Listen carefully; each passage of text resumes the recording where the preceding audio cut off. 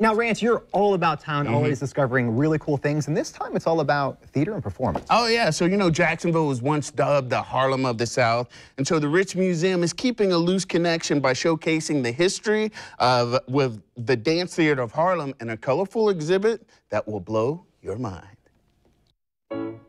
A year of patience by the Ritz Theater and Museum has finally paid off as their latest exhibit, Dance Theater of Harlem, 40 Years of First, has made its way to Jacksonville, one of only 8 cities in the country to have the exhibit, and for good reason. Jacksonville has a very, very strong African-American community, and there's a lot of history within Jacksonville. This museum is a fine example of that, and I couldn't think of any other museum in the country that deserves this exhibit.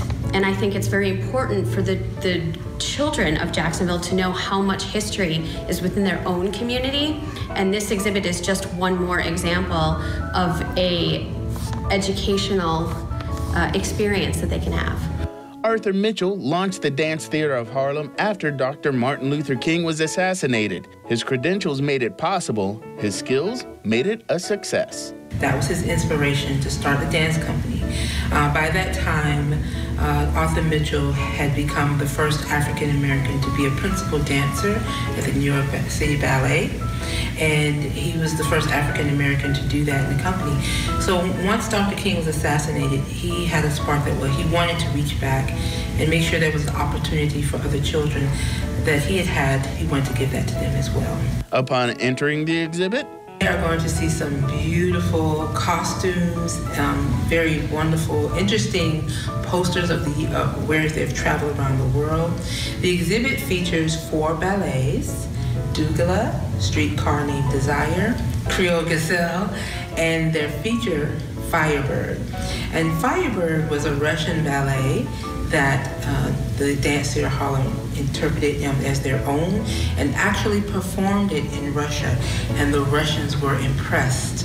In fact, they said the Dance Theater of Harlem was the best dance company in the United States. Like the costumes on display, there are many layers to this exhibit. During the exhibit, the Ritz Theater and Museum is proud to host multiple educational workshops for children and adults. It's not specifically about the Dance Theater of Harlem, but more about dance. There are so many local professional dancers that came out of Jacksonville that went on to have wonderful careers and now have come back and want to share their experience with all the younger children of the community, so with the hopes that they can then go on and have professional careers in dance.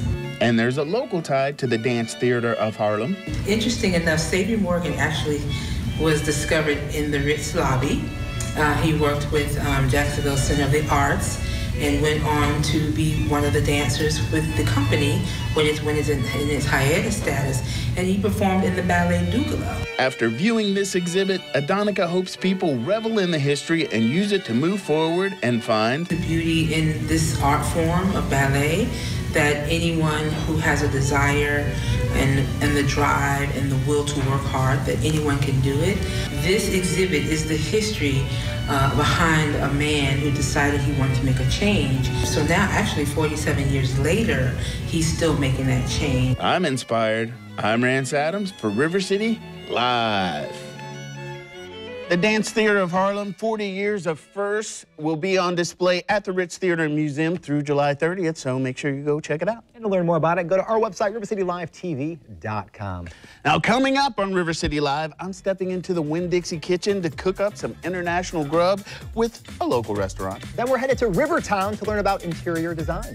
And later, did you know that the clothes you wear can protect you from harmful UV rays? We're going to talk about that. That's coming up on River City Live. Stick around.